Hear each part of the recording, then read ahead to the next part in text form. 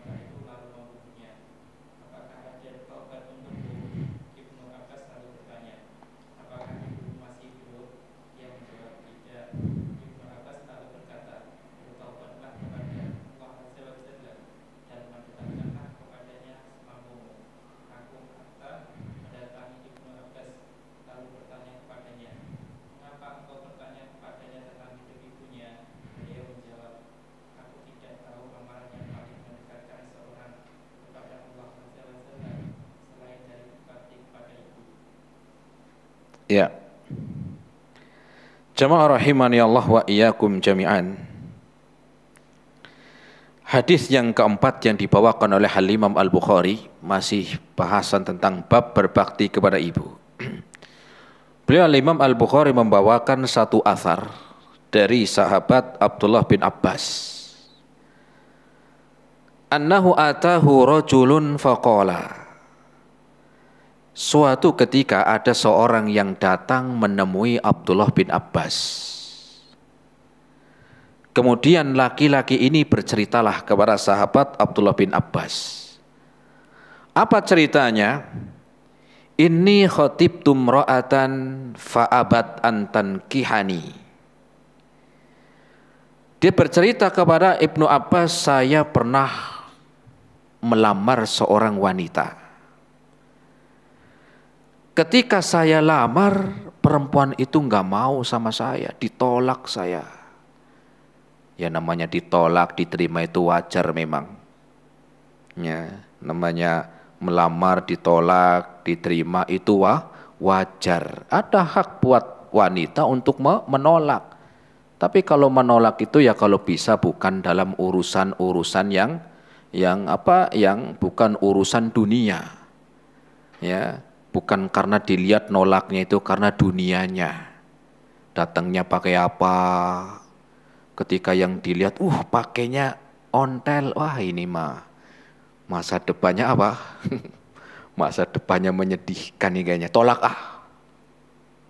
Jika datang bawanya motor, wah ini nih. Ya, bawanya motor, wah kehujanan. Tolak. Ketika bawanya datang yang melamar, bawanya mobil baru, masih mengkilap, ini nih kayaknya cocok nih. Ternyata mobil charteran. Ya. Nah akhirnya dia pun pulang karena ditolak lamarannya. Fakhotobaha ghairi, kemudian ada laki-laki yang lain datang melamar. Datang untuk melamar. Fa'ahabbat antan kihahu, ternyata perempuan ini mau, seneng, nggak tahu apa ukurannya apa, kadang-kadang begitu, ya nggak tahu ukurannya apa. Intinya ketika dia datang pertama ditolak, besok datang laki-laki yang lain diterima. Ya. Seringkali ini juga terjadi, biasa ditolak diterima itu memang sudah biasa. Tapi penolakan itu harusnya juga dilihat dari agamanya. Makanya Rasul pernah mengatakan dalam hadisnya, ya, untuk perempuan ketika datang seorang laki-laki yang ingin melamar, lihat. Apa yang dilihat? Rasul mengatakan, idza khataba ilaikum man tardawna dinahu wa khuluquhu. Kalau ada seorang laki-laki yang datang untuk meminangmu, maka lihat dulu agama dan akhlaknya. Kenapa disebutkan agama dan akhlaknya? Bukan cuman agamanya aja, bukan cuma sholatnya doang, bukan cuman ibadahnya yang rajin, tapi juga akhlaknya. Karena banyak orang yang sudah ibadah, banyak orang yang ibadahnya bagus, sholatnya rajin, ngajinya rajin, akhlaknya nggak bener. Ya, kalau ngomong suka nyakitin, kalau utang nggak mau bayar, ada. Makanya Rasul mengatakan dinahu wa khuluquhu. Bukan dilihat datangnya pakai apa. Jangan kelihatnya apa? Datangnya pakai apa? Tapi lihat agama dan akhlaknya. Nah, fagirtu alaiha, maka saya pun marah. Gara-gara lamaran saya ditolak. Ya. Dan juga apa? Dan ketika datang yang lain diterima. Kurang apa saya? Mungkin begitu, marah. Kalau dia pengennya dunia, kurang apa saya dunianya? Kalau dari sisi ganteng, saya lebih ganteng, mungkin begitu. Mungkin ya, intinya dia nggak terima. Ya, ada apa? Ada nggak terima, kecewa berat. Kurang apa saya? Mau pengen apa? Begitulah ibaratkan. Kenapa kira yang datang yang lain mungkin dari sisi dunianya jauh daripada saya? Kenapa dia yang diterima? Wah, akhirnya marah, faqatal tuha. Saya pun bunuh perempuan itu. Marah. Cinta ditolak, golok bertindak. Cinta ditolak, golok apa? Bertindak. Itu ada emang begitu. Ada. Ya. Nah, akhirnya orang ini pun pengen tobat. Laki-laki ini pengen tobat. Bagaimana dia? Pengen tobat. Maka dia pun datang tadi ke Ibnu Abbas, ini ceritanya. Fahalli min taubah. Apakah saya itu diterima tobatnya? Nah ini tanya Ibnu Abbas. Apakah saya diterima tobatnya? Ya. Karena tentunya orang yang melakukan perbuatan dosa dalam hatinya itu ada yang enggak, yang ganjel itu pasti ada. Ya. Maka Abdullah bin Abbas menjawab, ummaka hayyatun, engkau masih memiliki ibu yang masih hidup? Ibumu masih hidup? Faqala la. Ya, faqala la. Maka dia mengatakan, tidak. Qala tub ilallah. Dia mengatakan ibu saya sudah meninggal. Kemudian Abdullah bin Abbas mengatakan tub ilallah, ya sudah kamu bertobat kepada Allah. Perbanyaklah kebaikan-kebaikan. Wa taqarrab ilaihi masata'ta, berbuat baiklah engkau yang banyak. Banyak-banyaklah untuk berbuat baik, berbuat ketaatan semampu kalian atau semampu engkau. Fadhahabtu, kemudian saya pun pulang. Ketika pulang, orang ini masih mikir, kenapa waktu saya nanya diterima tobatnya enggak, tapi nanyanya ibu saya. Sedangkan ibu saya masih meninggal, sudah meninggal. Akhirnya saya balik lagi. Ya. Aku pun balik lagi ke Abdullah bin Abbas, fasa'altu Ibnu Abbas, lima sa'altahu an hayati ummi. Kenapa ketika saya tanya diterima enggak tobat saya, tapi jawabannya ibumu masih hidup? Ya, kenapa jawabannya tanya ibu saya? Maka Ibnu Abbas menjawab, innila a'lamu amalan aqrabu ilallah min birril walidah. Apa kata beliau Abdullah bin Abbas? Karena sesungguhnya bahwasanya amalan berbakti kepada ibu kalian adalah, ibumu adalah berbakti yang pahalanya sangat besar.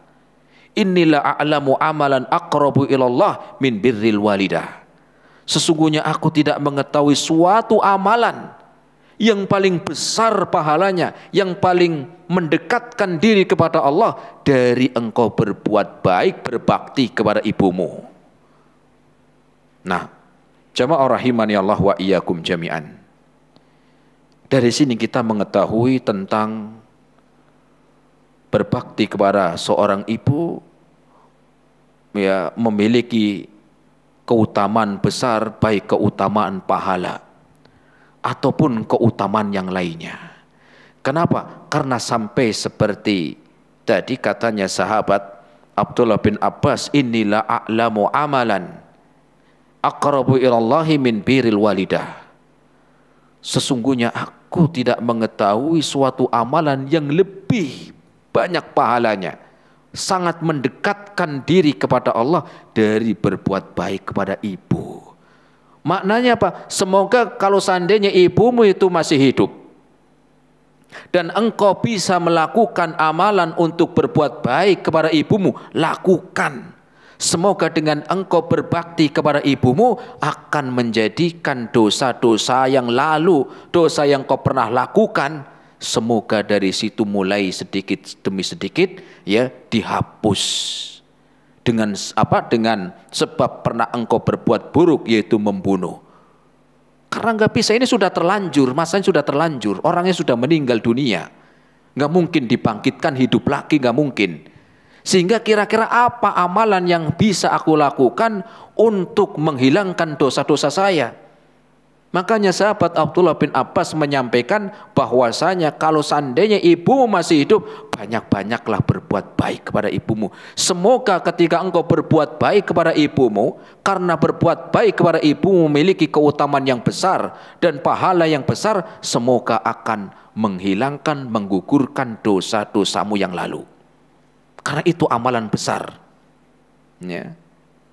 Dan ini juga Allah sebutkan di dalam Al-Quran, sebagaimana disebutkan dalam surat Hud. Dalam surat Hud ayat yang ke-114. Surat apa? Surat Hud ayat yang ke-114. Allah subhanahu wa ta'ala berfirman, innal hasanati yudhibnal sayyiat. Innal hasanati yudhibnas sayyiat. Sesungguhnya amalan-amalan kebaikan, ketaatan-ketaatan, yudhibnas sayyiat, akan menggugurkan keburukan-keburukan, dosa-dosa. Sungguhnya amalan-amalan kebaikan, ketaatan-ketaatan akan menghilangkan sedikit demi sedikit, menggugurkan keburukan-keburukan dan dosa-dosa. Semoga dengan itu tobatnya itu diterima. Ya, karena ini sudah terlanjur, sudah meninggal dunia. Dan ini amalan, semoga dengan kebaikan-kebaikan yang dilakukan akan menjadikan diterimanya tobat seorang. 6. Jamaah rahimani Allah wa iyyakum jami'an. Dari sini kita mengetahui dari dua hadis ini yang disampaikan oleh Al-Imam Al-Bukhari tentang keutamaan berbakti kepada seorang ibu. Maka yang masih punya orang tua bersyukur. Sekali lagi, yang masih punya orang tua, apalagi ibu masih hidup, bersyukur. Bagaimana bersyukurnya? Bersyukurnya gunakan kesempatan untuk banyak berbuat baik kepada ibu. Tadi pagi saya dikabarin teman ibunya baru meninggal tadi pagi setelah sholat subuh tadi hari ini. Ya, maka kita yang masih punya orang tua, terlebih lagi ibu masih hidup, ya, jangan banyak alasan. Alasannya sibuk lah, banyak kerjaan, ya, lupa keutamaan yang besar dalam diri seorang ibu. Bersyukur. Wah, tempatnya jauh, kan bisa ditelepon. Ya, apalagi sekarang alhamdulillah nelpon bisa ngelihat wajahnya. Coba lihat tadi Rasul sampai mengatakan demikian karena ada keutamaan yang besar. Ya. Mereka itu ibaratkan seperti harta karun pahala, jamaah. Mereka seperti harta karun dalam pahala. Jangan cuman kita berbuat baik rajin di luar, sedekah rajin sana, tetapi lupa ada harta karun di rumah. Harta karun apa? Harta karun pahala. Seringkali ada seorang yang lupa dengan pahala yang besar yang ada di rumah. tetapi dia mencari pahala yang sedikit di luar. Bukan nggak boleh, tetapi jangan sampai melupakan orang tua. Ya. Jangan disia-siakan. Semoga dengan seorang berbuat baik kepada ibu, terlebih lagi dia masih hidup, semoga itu menjadi penebus dosa-dosa yang kita lakukan. Semoga dengan kita berbuat baik kepada ibu itu sebagai penebus dosa kita. Kita semua punya banyak dosa. Karena menebus dosa itu ada dua.